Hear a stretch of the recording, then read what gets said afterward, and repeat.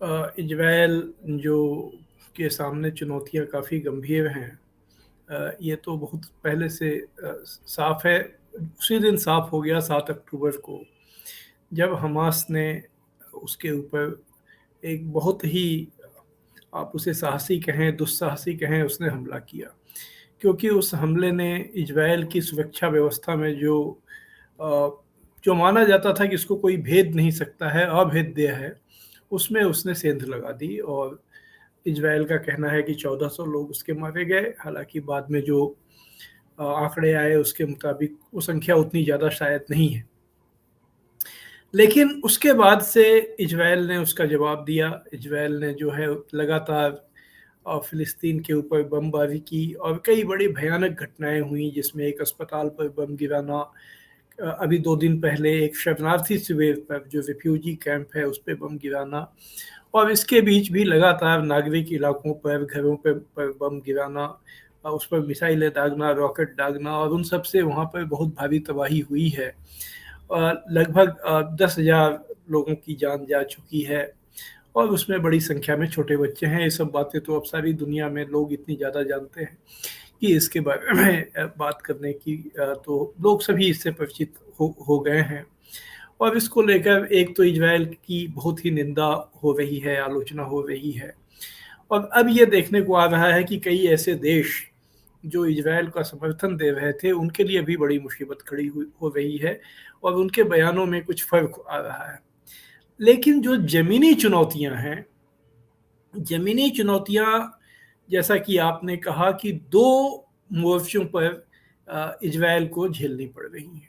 एक तो इज़राइल ने ये घोषणा कर रखा है कि वो गाज़ा में हमास के जो मिलिटेंट्स हैं, उनके जो लड़ाके हैं, उनको वो चुन-चुन के मारेगा, और इसके लिए वहाँ पर वो ज़मीनी हमला करेगा। ज़मीन मतलब उसकी थल सेना हमास में जाएगी, थल सेना गाज़ा में जाएगी। तो ये थल सेना की कार्रवाई लगभग हफ्ते भर पहले से उसने शुरू करने की कोशिश की है, लेकिन देखने में ये आ रहा है, और ख़ासकर ये कल देखने में आया, कल यानी जो गुज़रा हुआ थर्सडे है, गुरुवार है, कि हमास उसका बहुत ही ज़बरदस्त मुकाबला कर रहा है। जो कल ये हुआ वहाँ पर कि एक तो उसका वीडियो दुनिया भर में चर्चित हुआ है कि हमास ने ड्रोन से बम गिराए, जो इज़राइल की बढ़ती हुई फ़ौज थी। उनके कई टैंक नष्ट कर दिए गए। ये सारे फ़ोटो और विजुअल्स दुनिया भर में सोशल मीडिया पर लोगों को देखने को मिल रहे हैं।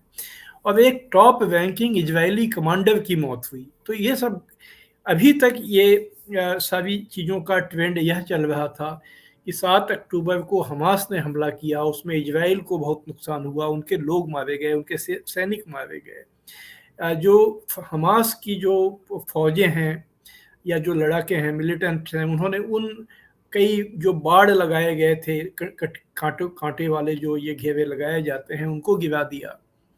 तो पहला दिन जो जो पहली बाजी हमास के हाथ में रही, लेकिन उसके बाद इज़राइल लगातार उसका बहुत ही एक डिस्प्रोपोर्शनेट, यानी जितना हमला हुआ उसकी तुलना में कई गुना ज़्यादा वो जवाब देता रहा है, और जिसको कि इज़राइल सही बताता रहा है, पश्चिमी देशों का उसको समर्थन मिलता रहा है। लेकिन अब पिछले 3, 4, 5 दिन से ये चीज़ देखने को आई है कि जब वो ज़मीनी हमला करने के लिए आगे बढ़ रहा है, उसके टैंक जा रहे हैं, उसके फौजी जा रहे हैं, तो वहाँ पर हमास उनका बहुत ही ज़बरदस्त मुकाबला कर रहा है, बहुत ज़ोरदार ढंग से मुकाबला कर रहा है, और उसमें इज़राइल के फ़ौजी, कई फ़ौजी मारे गए हैं।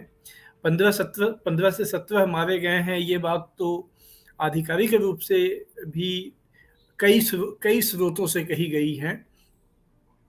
और लेकिन जबकि हमास का तो दावा है कि उसने बहुत बड़ी संख्या में उनके लोगों को वहाँ पर अ, उनकी उनके ऊपर हमला करने और उनको मार गिराने में वो सफल रहा है।